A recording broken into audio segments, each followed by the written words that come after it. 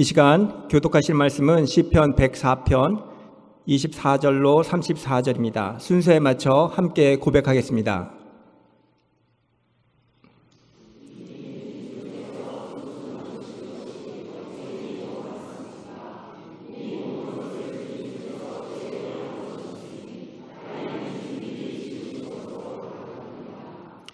저 크고 넓은 바다에는 크고 작은 고기들이 헤아릴 수 없이 우글거립니다.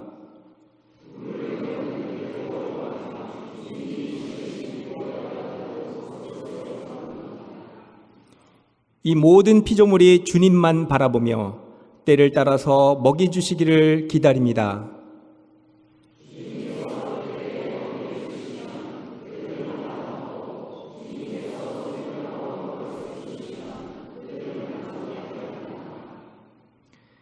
그러나 주님께서 얼굴을 숨기시면 그들은 떨면서 두려워하고 주님께서 호흡을 거두어 들이시면 그들은 죽어서 본래의 흙으로 돌아갑니다.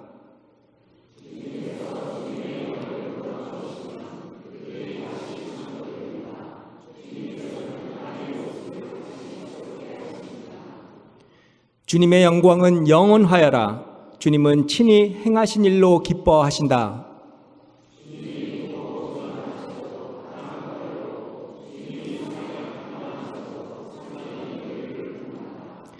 내가 살아있는 동안 나는 주님을 노래할 것이다. 숨을 거두는 그때까지 나의 하나님께 노래할 것이다.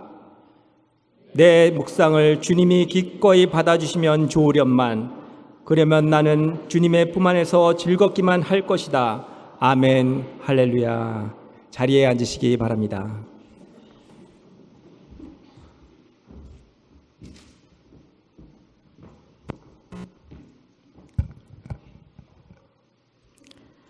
하나님 아버지, 주님의 의뢰와 사랑에 감사드리며 오늘 저희가 주님 앞에 나와 예배하게 하여 주심을 감사드립니다. 주님 홀로 영광받아 주옵소서. 날마다 저희에게 주님을 바라보는 믿음을 더하여 주시고 우리의 마음이 약해질 때 땅끝에서 주님을 부를 수 있는 하나님의 자녀임을 기억하게 하시며 하나님과의 약속들이 있음을 믿고 감사드립니다. 주님의 가르치심대로 온전하게 살지 못하는 저희의 연약함과 성급함, 분주함에 이어 기분이 태도가 되어 살았음을 회개합니다. 용서하여 주옵소서. 저희의 삶을 주관하시는 주님, 이 시간에도 정신적, 육체적, 경제적 고통에 신음하는 성도들의 마음을 위로하여 주시옵고 주님을 신뢰함으로 걱정과 염려, 두려움에서 평안을 얻을 수 있도록 저희를 인도하여 주옵소서. 또한 보이지 않는 곳에서 예배를 위해 섬기는 예배위원들과 주님을 찬양하는 성가대의 헌신을 축복하여 주시고 거룩하신 하나님 말씀을 태어나는 목사님의 영가육을 강건하게 하셔 성령의 능력으로 생명의 말씀을 전하여 우리의 삶이 변화될 수 있도록 인도하여 주옵소서. 집회를 위하여 캘리포니아에 계신 김영복 목사님과도 함께 하셔 옮기는 걸음걸음 안전하게 지켜주시고 진리의 말씀으로 그곳에 많은 성도들의 마음에 큰 울림이 있기를 소망합니다. 저희 교회의 삼중사김의 목회가 이웃에게 활발하게 전달될 수 있도록 은혜 내려주시고 각 선교지에서 하나님의 사명을 감당하고 있는 선교사님들에게도 건강과 지혜의 축복을 주시어 그들을 통해 이 땅을 더욱 새롭게 하는 복음의 역사가 일어나게 하옵소서. 기후변화와 전쟁의 고통 가운데 있는 민족을 위해서도 기도합니다. 거짓이 없는 아름다운 세상의 평화가 속히 이루어지길 간절히 기도드립니다. 주님, 주님의 눈길이 머무는 곳에 우리의 마음 함께 하길 원합니다. 예수님의 이름으로 기도드립니다. 아멘.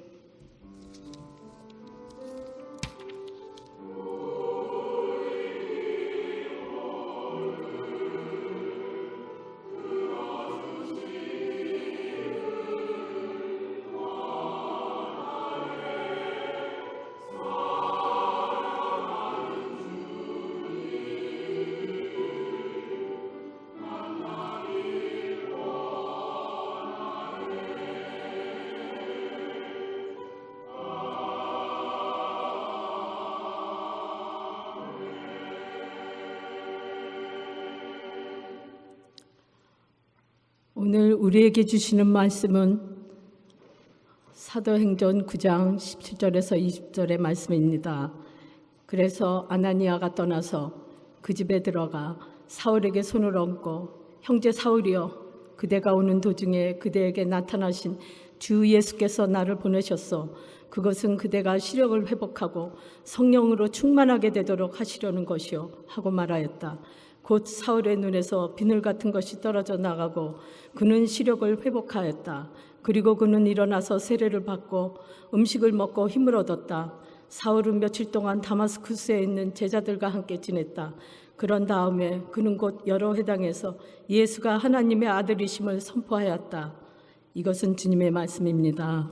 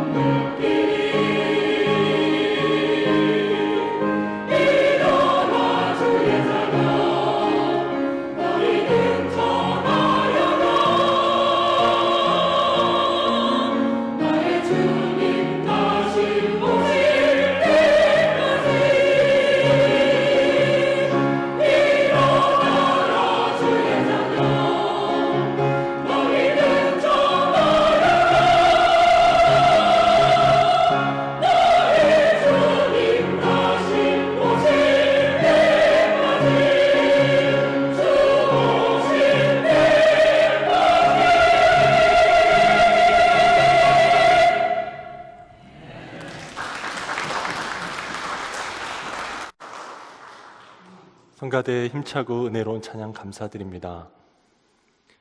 예전에 한국의 한 신문에서 이런 글을 읽은 적이 있습니다. 우리는 정말 열심히 산다. 아침 일찍 조찬 모임에 가거나 학원에 가면서 하루를 시작한다. 종일 정신없이 일하고 야근도 다반사다. 주말은 주말대로 등산, 골프 등 취미 활동에 바쁘다. 놀러 가는 것도 무슨 전투를 치르듯이 한다. 스마트폰 덕분에 예전보다 더 바쁘게 산다. 머리가 쉴 새가 없다. 쉴 새 없이 울리는 카톡 메시지에 답을 해야 인간관계가 유지된다. 인기 있는 프로그램도 빠지지 않고 봐줘야 한다. 이제 우리에게 멍하니 있는 자투리 시간은 허용되지 않는다.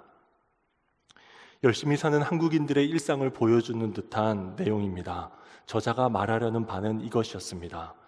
우리는 한마디로 열심히 사는 사람들이다. 이것이 오늘날의 한국을 만든 원동력이라는 것도 부정할 수 없다. 한국 사람 치고 열심히 살지 않는 사람이 없습니다. 맞습니다. 한국인의 열심이 오늘날의 한국을 있게 한 것 사실입니다. 이런 한국인들 가운데 가장 열심인 종교인들은 누구일까를 생각해 보았습니다. 지난 주 중에 자료를 찾아보았습니다. 한국 갤럽의 이 웹사이트에 들어가서 거기 검색어에 종교를 넣어봤습니다. 가장 최근 자료는 2021년도에 발표된 한국인의 종교 1984년부터 2021년의 보고서였습니다. 그 보고서를 통해서 2021년 기준 한국 내 주요 종교인들의 열심 정도를 다음과 같이 파악할 수 있었습니다. 주 1회 이상 종교시설 방문율, 개신교인들 중에서 57%, 천주교인들 42%, 불교인 1%, 주 1회 이상 경전 독서자 비율, 개신교인들 중에 42%, 천주교인들 중에 35%, 불교인들 중에 3%, 하루 1회 이상 기도자 비율, 개신교인 37%, 천주교인 31%, 그리고 불교인들 5%였습니다. 개신교인들이 모든 지표상 1등으로 열심입니다. 사실 80년대 개신교인들의 열심도는 훨씬 더 높았습니다. 과거 최고점에 비하면 개신교인들의 열심은 예전 같지 않다고도 말할 수 있습니다. 그래도 타 종교인들에 비하면 한국에선 개신교인들이 여전히 가장 열심히 종교활동을 하고 있습니다. 통계를 통해서 열심히 살고 있는 한국인들 중에 개신교인들의 열심이 특별하다는 말씀을 드렸습니다. 이러한 상황은 미국에 살고 있는 우리 한인들에게도 적용되리라 믿습니다. 미국 내에 있는 한인들은 다른 어떤 인종들보다도 열심히 살고 있습니다. 또한 한인들 중에도 다양한 종교 분포가 있을 수 있는데 한인 교회의 교인들의 열심은 누구도 쉽게 따라오지 못할 것 같습니다. 오늘 함께 예배를 드리는 교우분들 역시 지난 한 주간 얼마나 열심히 살아오셨을지 짐작이 갑니다. 각자의 자리에서 열심히 사시다가 또 각별한 열심을 가지고 이 자리에까지 나오셨습니다. 이렇게 열심에 대해 말씀을 드리면서 자연스럽게 성경에서 나오는 한 사람을 떠올리게 됩니다. 성경에서 열심하면 빠뜨릴 수 없는 사람입니다. 바로 열심히 특심이었던 사람, 사울이라고도 하는 바울, 바울이라고도 하는 사울입니다. 사울은 하나님을 잘 믿는 유대교 청년 지도자였습니다. 그는 자신의 신앙과 그리고 자신에게 주어진 일에 최선을 다하는 사람이었습니다. 최선을 다해 하나님을 열심히 섬기던 사람이었습니다. 사울이 자신의 열심에 대해 이렇게 말했던 적이 있습니다. 그의 고백을 예전 성경 번역으로 한번 읽어보겠습니다. 내가 이전에 유대교에 있을 때 행한 일을 너희가 들었거니와 하나님의 교회를 심히 박해하고 멸하고 내가 내 동족 중 여러 연갑자보다 유대교를 지나치게 믿어 내 조상의 유전에 대하여 더욱 열심히 있었으나 내가 8일 만에 할례를 받고 이스라엘 족속이요 베냐민 지파요 히브리인 중에 히브리인이요 율법으로는 바리새인이요 열심으로는 교회를 박해하고 율법의 의로는 흠이 없는 자라. 사울은 두 곳의 서신서에서 자신의 열심에 대해 자부하며 말했습니다. 그의 열심은 순수한 신앙적인 열정, 끝을 봐야 하는 강한 의지, 절대 질 수 없는 성격으로 이루어져 있었습니다. 사울은 유대교 신앙에 대해서 아주 순수한 열정을 가지고 있었습니다. 고로 그 신앙에 위협이 되는 모든 요소들을 가만히 둘 수가 없었습니다. 자신의 신앙을 혼탁하게 만드는 자들을 어떻게든 잡아들이려고 온 이스라엘과 다른 나라들에까지 찾아갔습니다. 그는 한 번 하면 아주 끝장을 보는 성격이었습니다. 그는 대적들을 박해하다 못해 박멸해버리는 것이 목표였습니다. 또한 자신의 율법을 지키는 데 있어서 흠이 없다고 했습니다. 그에게는 조그만한 흠도 허용할 수 없는 강한 의지가 있었습니다. 그의 지기 싫어하는 성격도 엿볼 수 있습니다. 여러 연갑자들보다 지나치게 믿었다고 했습니다. 즉 다른 유대교 동지들 또래들 중에서 독보적인 존재가 되고 싶었습니다. 굳이 연갑자들을 언급하는 것으로 보아 주변 누구에게도 지고 싶어 하지 않았던 것을 알 수 있습니다. 사울은 순수한 열정으로 끝장을 봐야 하는 지기 싫어하는 그 열심으로 하나님을 섬겼습니다. 그런데 그렇게 열심히 살던 바울의 삶에 반전이 시작되었습니다. 어느 날 사울의 열심에 제동이 걸렸습니다. 지난주에 들었던 것과 같이 다마스쿠스로 가는 길에 있었던 일입니다. 갑자기 하늘에서 환한 빛이 비추었습니다. 사흘 동안 앞을 보지 못하는 상황이 되었습니다. 가장 앞장서서 이끌어야 할 사람인데 이제 다른 사람들의 도움을 받아야 할 상황이 되었습니다. 외부적인 영향에 의해 그의 열심이 완전히 제어되었습니다. 바로 그때 오늘 읽은 본문에 나오는 아나니아라는 예수님의 제자가 사울을 찾아왔습니다. 아나니아라는 이름이 낯이 익은데 사도행전에만 아나니아라는 인물이 3명이나 나와서 조금 헷갈리긴 합니다.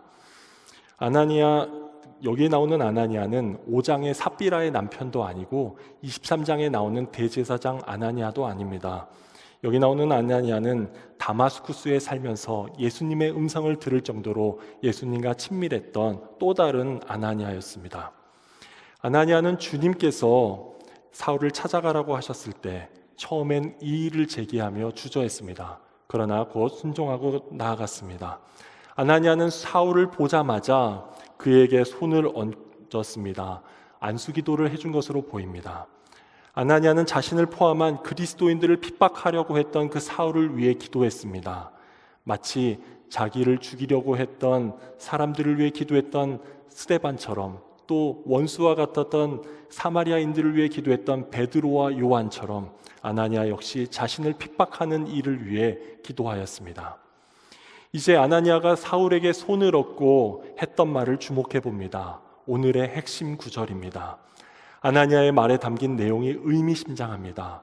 열심히 살고 있던 사울에게 주님께서 해주고 싶었던 말을 아나니아가 대신 전하고 있습니다. 아나니아는 자신이 오게 된 이유를 2가지로 밝혔습니다. 마치 주님께서 사울에게 사울아, 내 열심에는 2가지 문제가 있구나 말씀하시는 것 같습니다. 아나니아가 했던 말은 이것입니다. 형제 사울이여, 그대가 오는 도중에 그대에게 나타나신 주 예수께서 나를 보내셨소. 그것은 그대가 시력을 회복하고 성령으로 충만하게 되도록 하시려는 것이요. 먼저 아나니아는 누가 자신을 보냈는지를 밝혔습니다. 사울에게 직접 나타나셨던 주 예수님입니다. 이어서 주님께서 그를 왜 보내셨는지도 밝혔습니다. 2가지 이유 때문이었습니다. 첫째는 사울의 시력을 회복하기 위해서였고, 또 하나는 성령 충만을 받게 하시기 위해서였습니다. 아나니아가 밝힌 이 2가지 이유를 통해 사울의 열심에 2가지 문제가 있었음을 분명하게 알 수 있습니다. 아나니아는 사울이 다시 볼 수 있게 하려고 왔다라고 했습니다. 1차적으로는 앞을 못 보게 된 사울의 육신의 눈의 시력 회복을 위해서였습니다. 동시에 그의 영적인 시력 회복을 위해서라고도 말할 수 있습니다.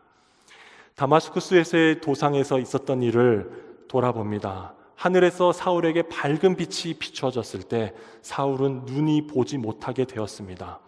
보지 못하는 상태의 그 어둠은 사흘이나 지속되었습니다. 다마스쿠스의 그 당시 상황을 저자 누가는 이렇게 말합니다. 사울은 눈을 떴으나 아무것도 볼 수가 없었다. 사울이 정말 시력을 상실한 것처럼 볼 수 없게 되었습니다. 그러나 그가 겪었던 보지 못함은 단순히 물리적인 현상만을 말하는 것 같지 않습니다. 육신의 눈은 뜨고 있었지만 아무것도 볼 수 없는 상태였다고 했습니다. 마치 그의 내면을 상징하는 영적인 시각장애가 겉으로 드러난 것처럼 묘사되어 있습니다. 이후 사흘이 지나서야 눈을 덮고 있던 비늘 같은 것이 벗겨졌습니다. 그냥 눈을 뜨게 된 것이 아니었습니다. 마치 껍질이 벗겨지듯이 그의 눈을 가리고 있던 무언가가 제거되었습니다. 이전에 그가 보았던 것은 비늘과 같은 것이었다라고 말하고 싶은 것 같습니다. 이제 비늘 같은 것이 벗겨지고 나서야 정말 보아야 할 것을 보게 되었습니다. 눈앞에 가리고 있던 것이 거치고 나서 사울은 제대로 보는 사람이 되었습니다. 이 모든 과정 가운데서 어둠과 빛, 보지 못함과 봄, 영적 무지와 영적 깨달음, 이 주제가 대비되고 있습니다. 사울이 겪은 어두움, 보지 못함, 잘 보지 못한 것들, 그가 영적으로 무지한 상태였음을 상징합니다. 사울에게 비춰진 빛, 볼 수 있게 된 것, 제대로 보게 된 것, 그것은 영적 깨달음으로 바뀌었음을 의미합니다. 그렇게 사울의 눈이 열렸습니다. 육안과 영안 모두 열렸습니다. 사울은 그동안 그릇된 자기 도치적 열심의 비늘에 쌓여 있다가 벗어났습니다. 하나님의 일이라는 대의 명분과 내가 그 일을 하고 있다라는 자기 확신 속에 살고 있다가 건짐을 받았습니다. 생명 없이 굳어버린 유대교의 틀에 갇혀 있다가 그 죽은 종교의 틀을 깨뜨리고 나왔습니다. 하나님에 대한 좁은 식견만 가지고 있다가 실제 하나님 크기만큼의 인식의 지평이 확장되었습니다. 진리에 대한 무지 속에 매몰되어 있다가 진리에 대한 계시의 빛을 비춤을 받았습니다. 사울의 눈먼 열심, 맹목적인 열심이 고침을 받았습니다. 이어 아나니아는 그가 보냄받은 다른 이유가 사울을 성령으로 충만케 하기 위함이라고 밝혔습니다. 바꿔 말하면 사울은 그동안 성령 충만하지 않았다는 말입니다. 지금까지 사도행전 9장까지를 이렇게 읽어오면서 확인한 사실이 하나 있습니다. 사도행전의 주요 인물들은 모두 다 성령의 충만을 경험했다는 것입니다. 참된 하나님의 사람들은 모두 성령 충만한 상태 가운데 있었습니다. 예수님이 승천하신 이후에 오순절까지 기도에 힘썼던 120명의 제자들은 모두 성령으로 충만하게 되었습니다. 성령의 지시를 받아서 각각 방언으로 말하기 시작하였습니다. 베드로는 의회 앞에서 수많은 이스라엘 지도자들을 세워놓고 전혀 위축되지 않은 채 성령이 충만하여 그들에게 말하였습니다. 베드로만이 아니라 요한과 그의 동료들은 모두 성령 충만하여 기도하고 하나님의 말씀을 담대히 말하였습니다. 스데반은 죽기 직전까지 성령이 충만하였습니다. 성령이 충만하여서 하나님과 예수님께서 서 계신 것을 보았다고 했습니다. 이렇게 오순절 이후에 많은 사람들이 성령 충만을 경험하였습니다. 그러나 사울의 경우 자기 나름은 하나님을 위해 열심히 한다고 했지만 성령 충만과는 먼 상태였습니다. 그런 사울에게 아나니아가 와서 그에게 손을 얹어 주었습니다. 앞장 8장에서 베드로와 요한이 했던 것과 같은 이유였을 것입니다. 베드로와 요한이 그들에게 손을 얹으니 그들이 성령을 받았다.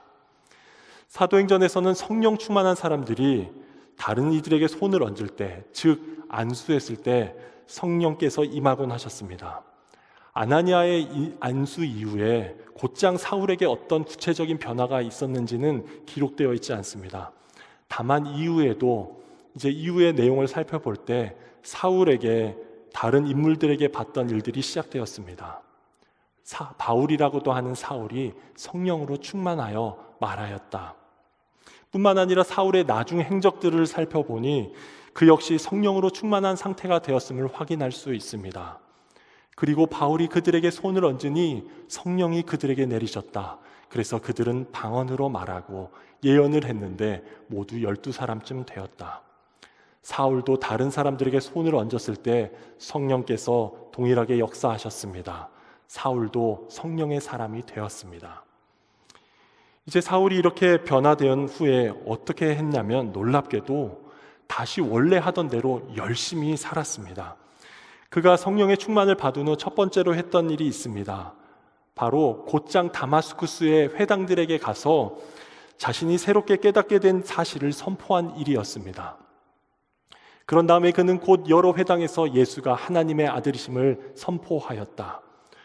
언뜻 보면 원래대로 그냥 하던 대로 똑같은 방식대로 계속 열심히 사는 것처럼 보였습니다. 그러나 그의 삶은 놀랍게 변화된 후였습니다. 그의 열심은 과거와 같은 열심이 아니었습니다. 그 전까지는 성령 아닌 다른 것들로 충만한 상태에서 열심을 내었습니다. 즉 율법주의 혹은 다른 사람들에 대한 미움과 증오, 자기 의지와 자기의 등으로 가득한 상태였습니다. 그러나 이제는 그가 성령으로 충만한 사람이 되었습니다. 성령께서 함께 하셔서 성령께서 주시는 충만함을 가지고 열심을 갖게 되었습니다. 그렇게 성령과 관계없이 살았던 사울의 열심이 고침을 받았습니다. 성령 없는 열심으로 살던 사울이 성령 충만함에서 비롯된 열심으로 살게 되었습니다. 지금까지 열심히 살던 바울을 주님께서 멈춰 세우신 이야기를 나눴습니다.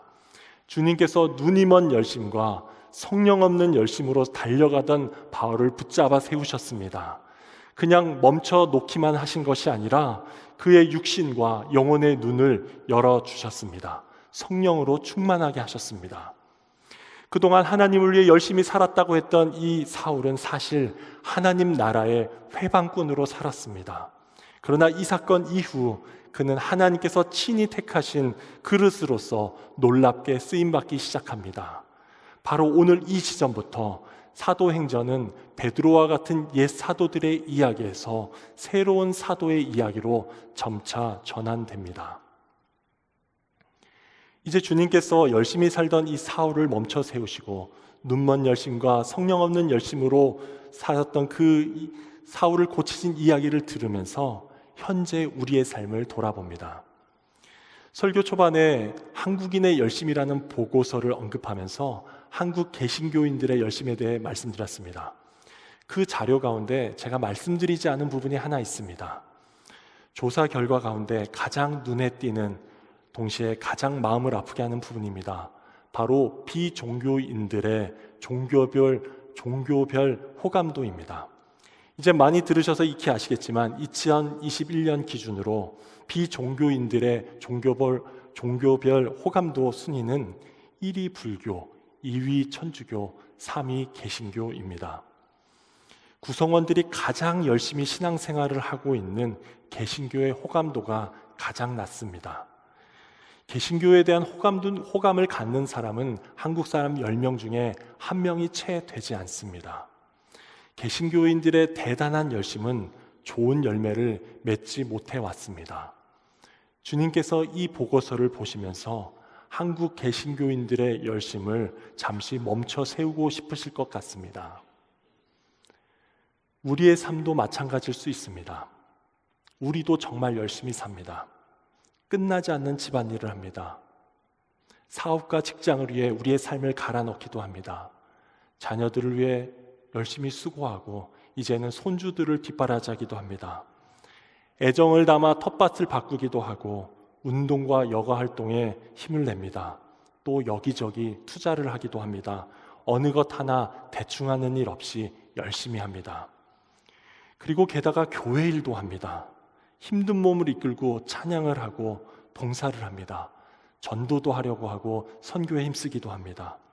모든 면에서 근면성실하게 남들보다 더 노력하면서 수고하며 삽니다. 이 예배가 끝나고 나면 돌아가서 지금 이 시간처럼 이렇게 가만히 앉아있는 시간은 많지 않을 것입니다. 또 열심히 무언가를 할 것입니다. 그런데 우리의 이 열심에 대해서 주님께서는 무엇이라고 말씀하실지 귀 기울여 볼 필요가 있습니다. 한 분을 소개하고 싶습니다. 자신의 열심에 대해 주님께서 말씀하신 바를 귀 기울여 들었던 사람입니다. 독특한 이력을 가지신 분인데 한국의 손기철 교수님이란 분입니다. 이분의 이야기를 짧게 나누겠습니다. 이분은 1980년대 말 조지아주로 유학을 왔습니다. 1990년 학위를 마치고 한국에 돌아가 모교의 교수로 부임을 했습니다. 그분이 한국에 돌아가서 첫 7년과 8년 정도 가장 헌신했던 일은 바로 창조과학이라는 것이었습니다. 전공 분야 말고 창조과학의 분야에서 하나님을 섬기는 것은 가장 큰 보람이었다고 합니다. 교회에서 요청이 있기만 하면 열의를 제치고 강연을 다닐 만큼 열심이었습니다. 어느 날 기도 가운데 자신의 과거를 돌아보는 시간이 있었답니다. 송 교수님은 칭찬을 받을 요량으로 하나님께 물었습니다. 주님, 제가 참 많은 일을 했죠? 라고 질문했습니다. 그런데 마음 깊은 곳에서 울림이 왔습니다. 나는 그 일을 하나도 인정해 줄 수 없다 라는 대답이었습니다. 송 교수님은 충격을 받았습니다. 그 일에 열심을 낸 이유는 오직 한 가지, 하나님께 잘 보이기 위해서였습니다. 그런데 하나님께서 하나도 인정하시지 않으신다니 몹시 당황스러웠습니다.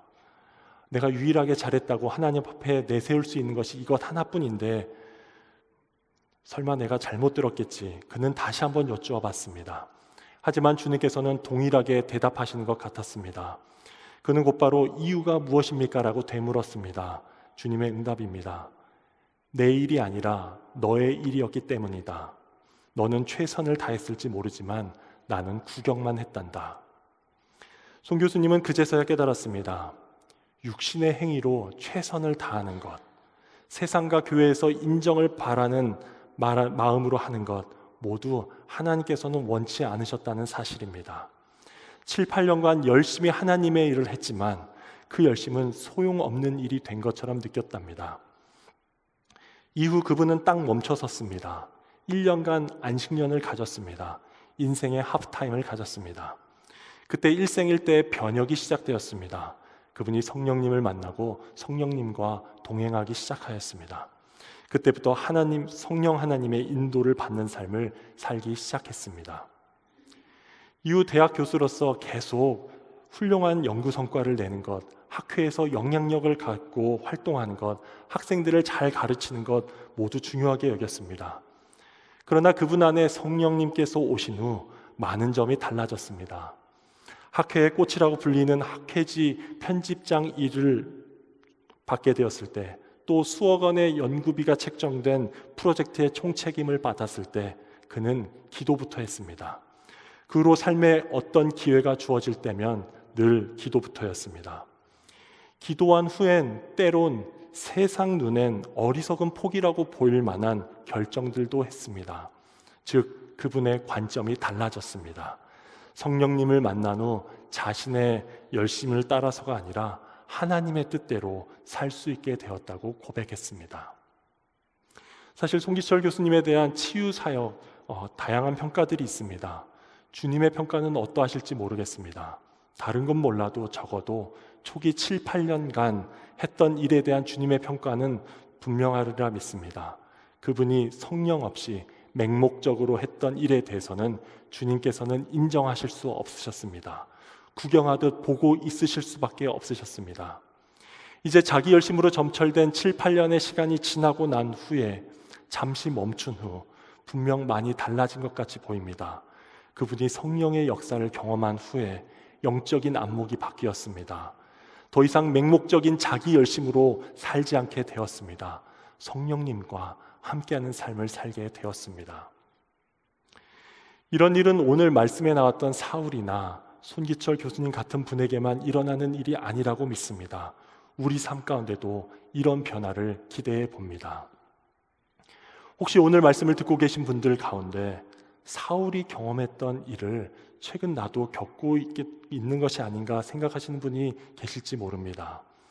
하나님께서 나를 잠깐 멈춰 세우신 것 같기도 하고 또 빛이 없는 깜깜하고 답답한 상황 가운데 두신 것 같다고 하실 분들입니다. 몸에 문제가 생겼다거나 어떤 이상이 발견되었을 수도 있습니다. 사랑하는 누군가가 갑자기 곁을 떠날 수도 있습니다. 부부나 친구와 같은 가까운 사이 가운데 걷잡을 수 없이 어려워졌을 수도 있고 사람들로부터 오해를 받게 되었을 수도 있습니다. 전혀 예상하지 못한 일이 일어났을 수도 있고 잘 되던 일이 어려워졌을 수도 있습니다. 마땅히 뾰족한 수가 없어서 그냥 가만히 있는 것밖에 할 수 있는 것이 없다고 하실 수도 있습니다. 여러 버거운 일들이 한꺼번에 몰려온다고 느끼시는 분이 있으실 수도 있습니다. 어쩌면 하나님께서 사울에게 하셨던 것처럼 열심히 사는 우리에게 제동을 거시는 것일 수 있습니다.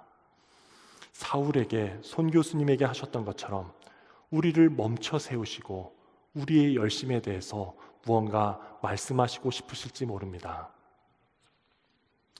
오늘은 성령 강림 주일입니다.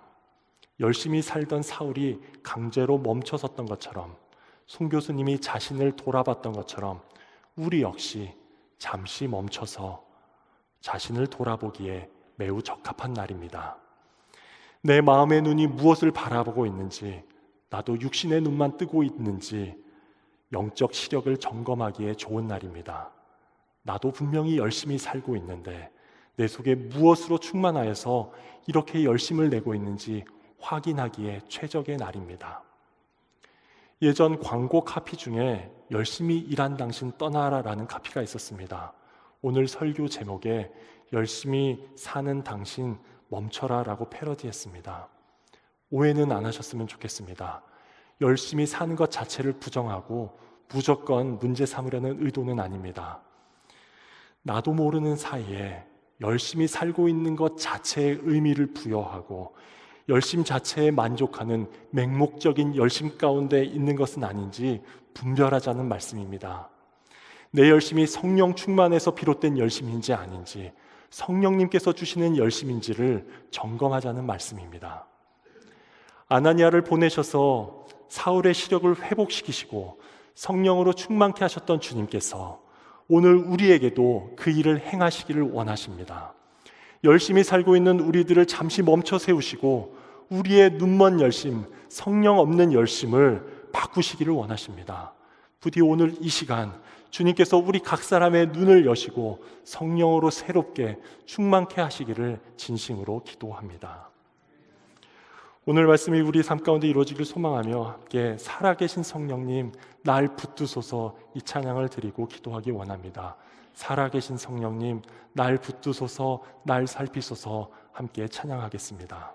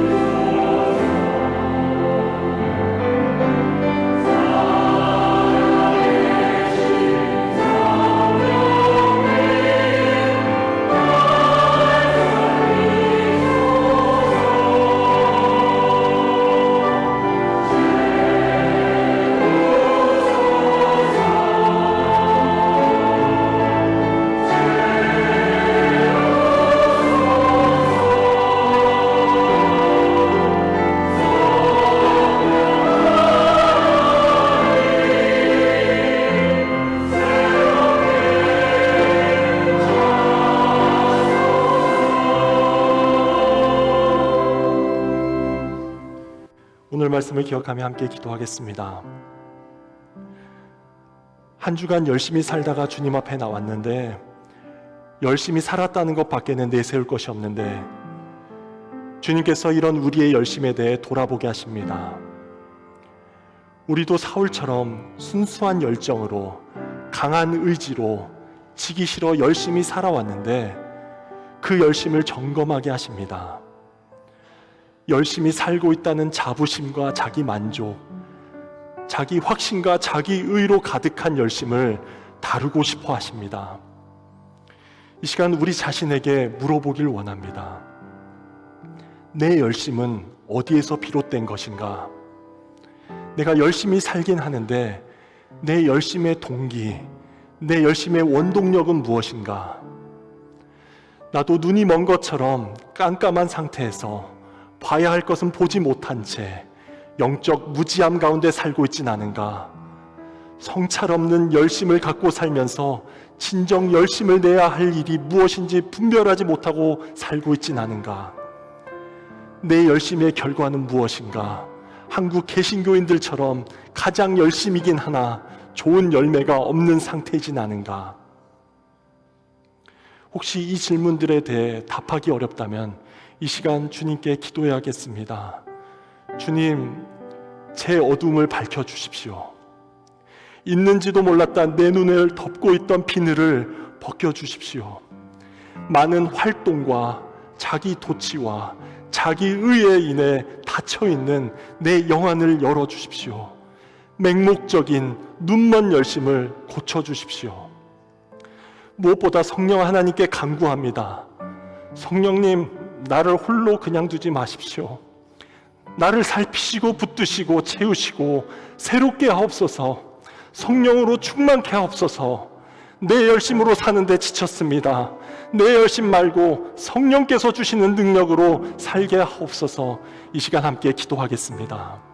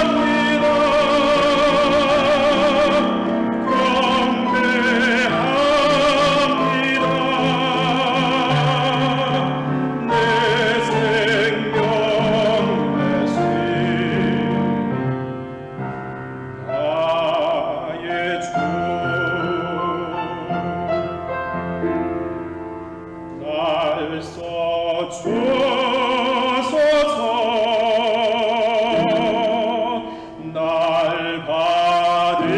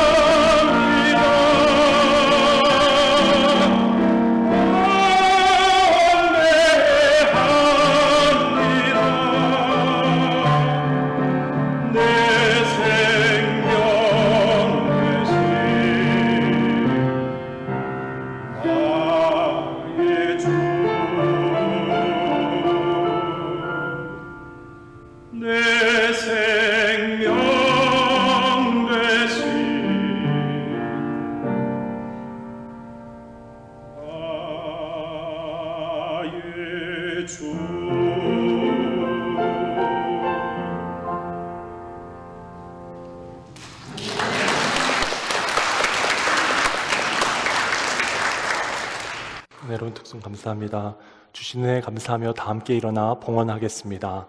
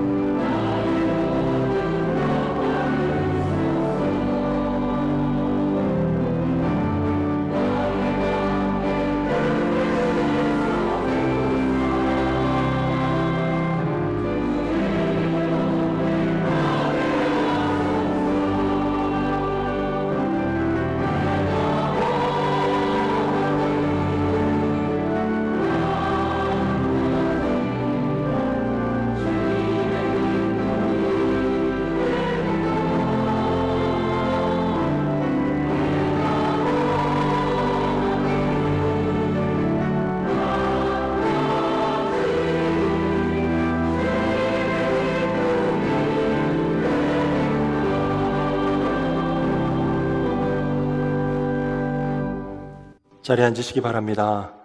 이 시간 함께 공동체의 기도를 드리겠습니다. 우리가 한 몸으로서 고개를 숙이고 손을 모아 두 가지 큰 기도 제목을 놓고 기도하겠습니다. 먼저 온 세상을 위한 기도를 드립니다. 전쟁과 내전으로 고통받는 나라와 백성들을 위해 기도합니다.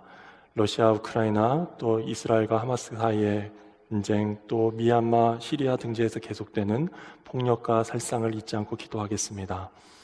한국과 북한과 우리가 살고 있는 미국을 위해서도 기도합니다. 한반도의 평화로운 미래를 위해, 또 연말에 있을 미국의 대선과 그 이후를 위해 기도하겠습니다. 전 세계적인 생태계의 파괴와 기후위기를 놓고 기도합니다. 피조세계의 회복을 위해 지혜를 모아 대처할 수 있도록 기도하겠습니다.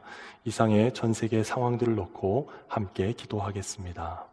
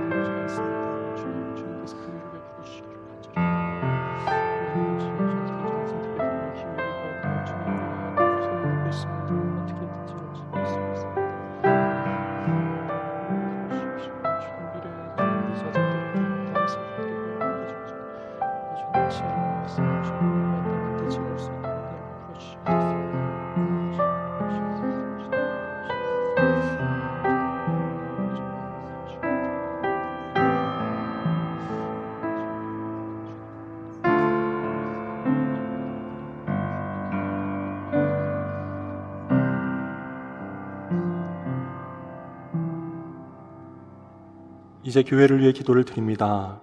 여러 종류의 어려움 가운데 있는 교우들을 위해 기도합니다. 육체적, 정신적, 관계적, 경제적 어려움 가운데 고통하신 분들을 기억하며 주님의 도우심과 치유를 구하며 기도하겠습니다. 앞으로 있을 교회의 행사들을 위해 기도합니다.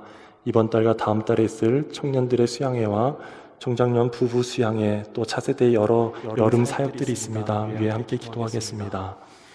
집회 인도차 출타 중이신 담임 목사님을 위해 기도합니다. 목회 칼럼에 쓰셨듯이 한국과 미국의 여러 교회들과 목회자들을 섬기시는 그 일 가운데 하나님께서 함께해 주시기를 기도하겠습니다. 마지막으로 지난주 하나님의 부르심을 받은 고 한상휴 목사님과 유가족들을 위해 기도합니다. 목사님의 생애를 통해 남겨진 사랑과 복음의 씨앗이 열매 맺게 될 수 있도록 또 주님께서 유가족들을 위로해 주도록 기도하겠습니다. 교회의 기도 제목들을 놓고 함께 기도하겠습니다.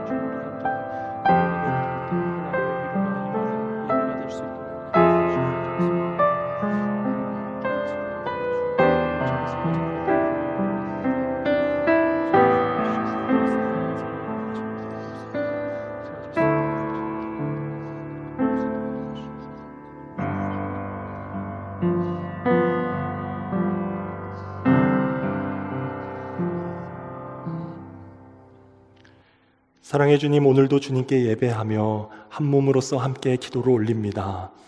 전쟁으로 고통 중인 나라들과 그 땅의 백성들을 위해 기도합니다. 고통하며 부르짖는 그 소리에 주님 귀 기울이시고 응답하여 주옵소서. 한국과 북한 그리고 우리가 살고 있는 미국의 상황을 올려드립니다. 한반도와 미국의 모든 위정자 위에 계신 주님께서 친히 각국의 미래를 주관하여 주옵소서. 출타 중인 김영복 목사님의 건강과 사역을 붙드시고 여러 교회들과 지도자들을 세우는 일에 귀히 사용하여 주옵소서. 한상휴 목사님을 주님의 품에 안아주셨음을 믿습니다. 슬픔 가운데 있는 가족들을 위로하여 주옵소서. 오늘도 주님을 사랑하는 마음으로 작은 예물을 드립니다. 주님의 나라와 교회와 이웃들을 위해 사용하여 주옵소서. 모든 말씀 예수 그리스도의 이름으로 기도드립니다. 이제 다 같이 일어나셔서 결단의 찬송 살아계신 성령님 날 붙드소서 함께 찬양하겠습니다.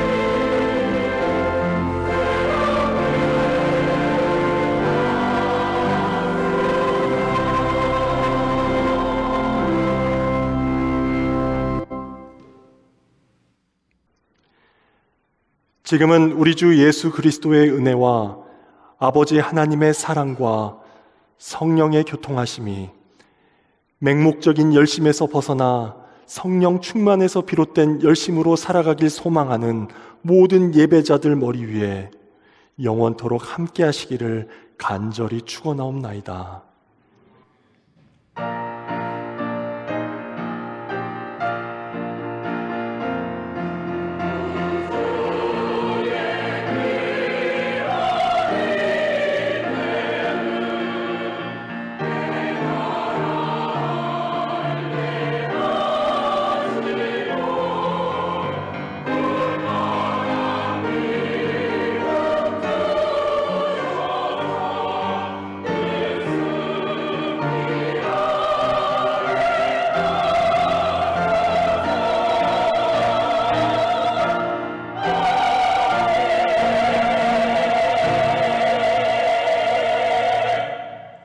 감사합니다. 자리에 앉아주시기 바랍니다. 다시 한번 예배 오신 모든 분들, 또 온라인으로 예배에 참여하신 모든 분들을 주님의 이름으로 환영합니다. 주보의 광고를 잠시 봐주시길 바랍니다. 2분기 성경 공부가 지난주 수요일부터 시작되었습니다. 그리고 이제 이번 돌아오는 목요일 오전과 저녁에 새로운 성경 공부가 시작됩니다.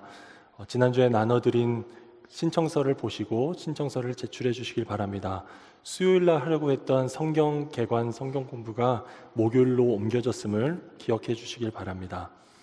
한어권 청년부 수양회가 다음 주일부터 월요일까지, 또 영어권 청년부 수양회가 6월 13일과 15일에 있음을 말씀드립니다. 주변에 있는 청년들에게 말씀해 주시고 참여를 독려해 주시기 바랍니다.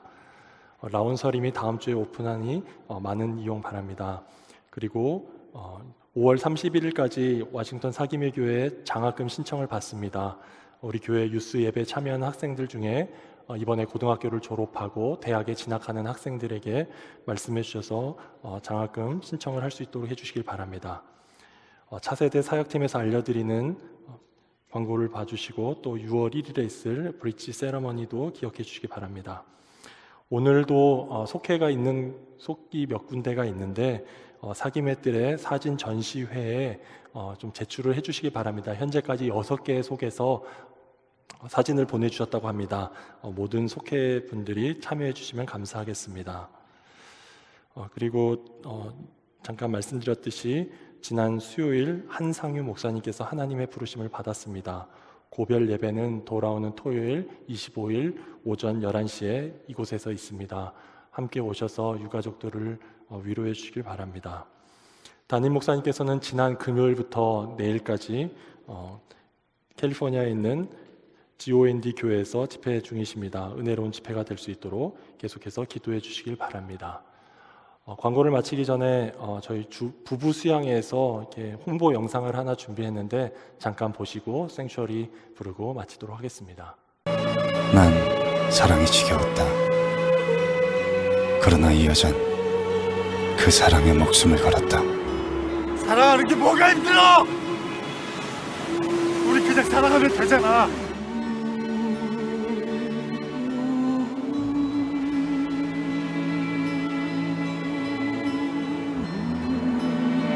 우리 그냥 사랑하게 해주세요. 우리 그냥 사랑하게 해주세요.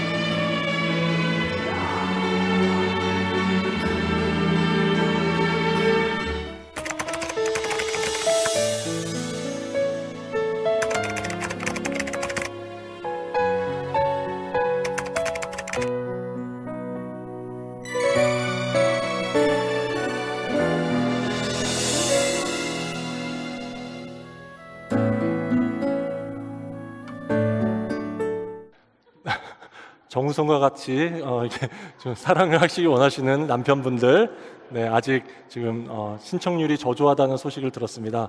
모두 신청해 주셔서 참여해 주셨으면 좋겠습니다. 홍보 영상을 계속 만들 거라고 합니다. 하실 때까지, 모두가 다 등록하실 때까지 이렇게 해주실 예정이라고 해서 꼭 오늘 신청해 주시면 감사하겠습니다. 다 함께 일어나셔서 생츄어리 함께 찬양하고 우리 친교하겠습니다.